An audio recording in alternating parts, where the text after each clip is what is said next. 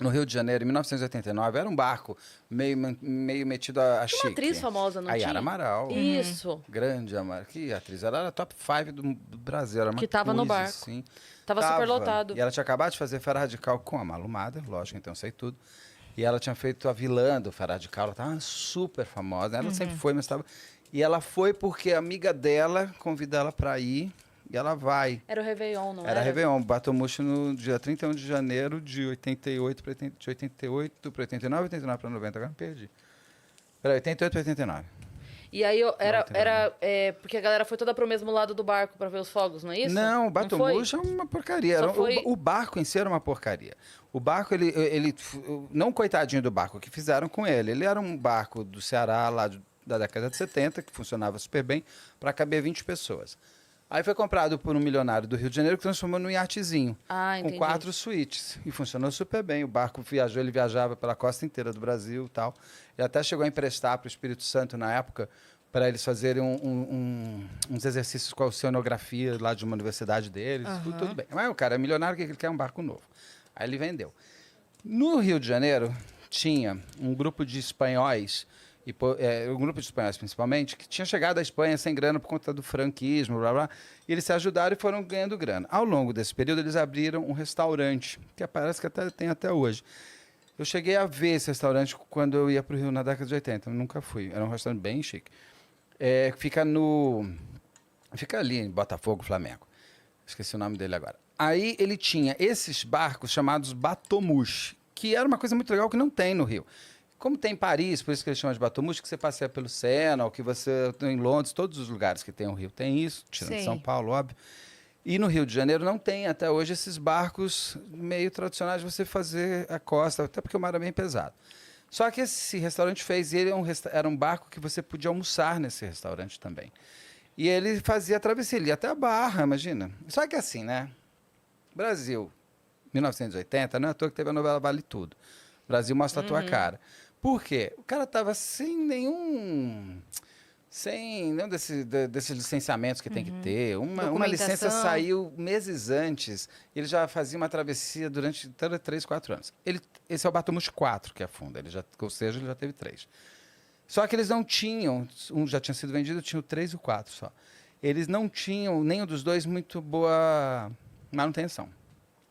Quando esses caras compram esse barco desse milionário que virou iatezinho, eles desmontam o barco, ainda colocam 3 toneladas de concreto em cima para fazer um outro negócio, põem uma escadinha idiota, e eles começaram a fazer o Réveillon no Rio de Janeiro também por esse Batomuxo, e era chique. Você tinha buffet completo, você tinha música ao vivo e você tinha aqueles Jack Daniels, que era o único uísque que tinha no Brasil.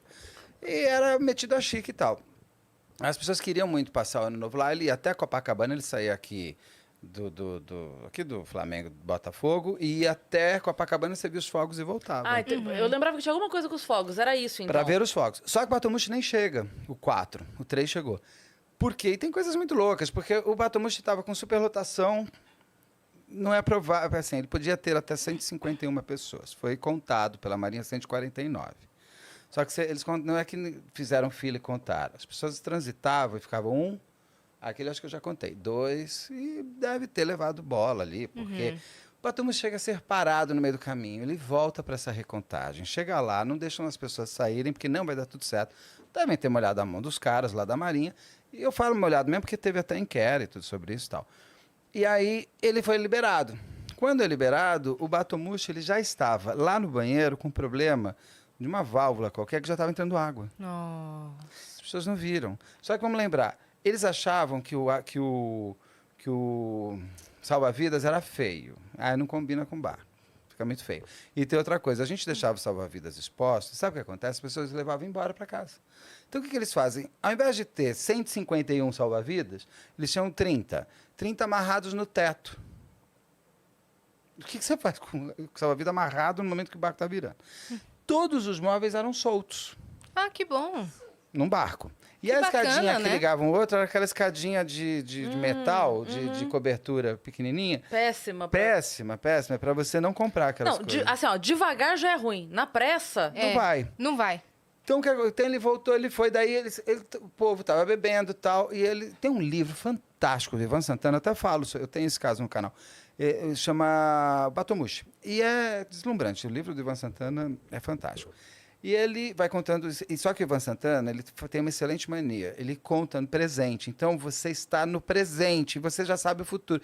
A vontade que você tem de ir lá para as páginas na frente e falar, eu vou reescrever isso daqui. Ele fez do plano de ataque do 11 de setembro também, muito bom. Te coloca lá na cena. Não, te coloca e você fica angustiado porque você sabe o que vai acontecer. E você não consegue parar o tempo.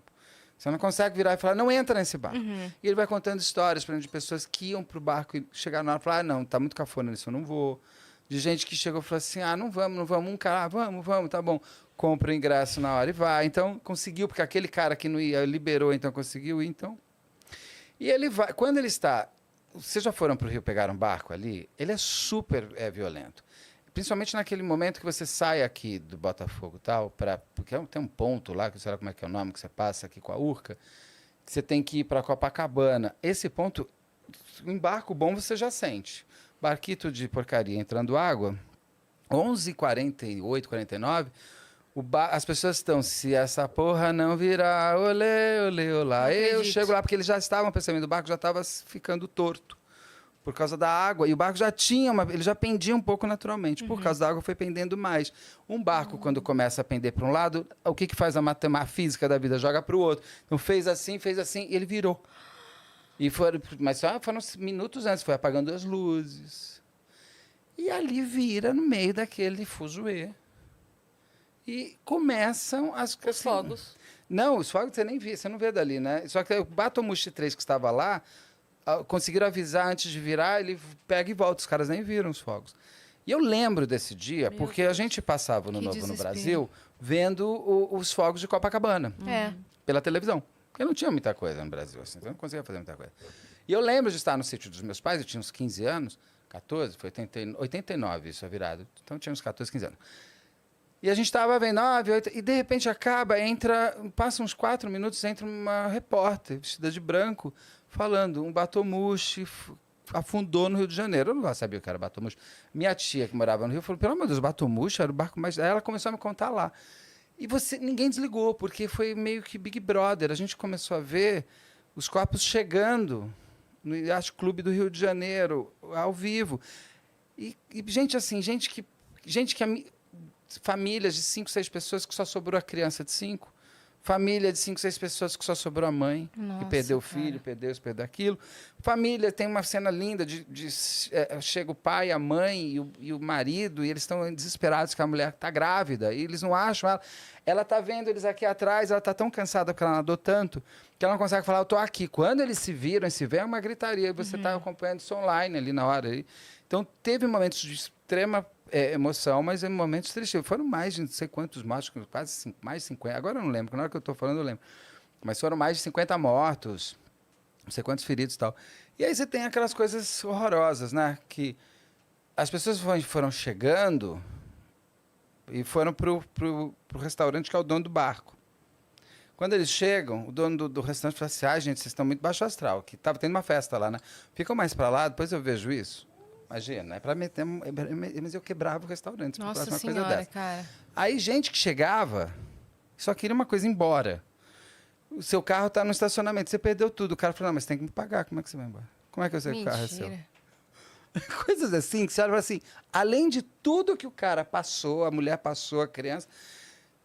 Conseguiu ficar vivo, ainda passa por isso. E foi ridículo, porque a própria Boate Kiss, que tem uma discussão se é um homicídio culposo, é doloso e tudo mais. No caso do Batomushi, é doloso, tem o dolo mesmo, tem vontade, porque assim, eles sabiam que o barco estava uma porcaria, eles não cuidavam do barco, eles não pagavam as licenças, e eles estavam que se dane, botando mais gente para dentro, porque o que era bom era cobrar os $200. Sabe o que aconteceu? Ninguém quase... demorou muito tempo para ser julgado. Quando foi julgado como culposo. Os donos, os espanhóis, eram 3 espanhóis e um português no final. Ou 2 espanhóis e um português. Eles foram julgados como homicídio culposo. Eles só precisavam dormir na cadeia. Saiu da cadeia, foi para o aeroporto, pegou um avião, foi embora para a Espanha, para Portugal. Não pagaram 2 dias de cadeia. Nem apareceu mais. Nada. Nossa, cara. Então você tem uma injustiça muito forte. E essa atriz estava no barco. A Yara Amaral estava. Você tinha, acho que era dona da Revlon também, que eu acho que é amiga da Yara Amaral ou da Avon, da Revlon, no Brasil. E eu acho que ela ficou salva. Você tinha várias pessoas, você tem famílias inteiras, você tem histórias muito interessantes.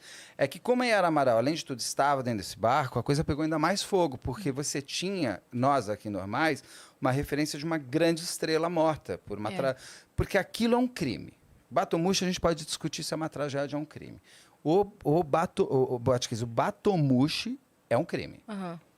Indiscutivelmente. É indiscutivelmente, porque o que eles fizeram naquele barco? Eles sabiam... Gente, teve 2 festas antes, uma com Boni, da Globo. Ele, que é super barqueiro, ele não deixou o barco nem sair. A festa foi feita dentro. Porque ele falou, esse barco tá porcaria aqui. Aí um outro francês que tinha ido 3 semanas antes, tinha fechado o Batomushi, que também era um cara super de barco, ele saiu e falou, volta, eu não quero meus amigos aqui não. Ele falou, esse barco tá com muito problema. Vocês não podem botar ninguém aqui dentro. Eles foram avisados, eles sabiam disso. Molharam a mão, com certeza, de gente ali que podia ter evitado. Então, aquilo é um crime, mas foi tratado como uma tragédia.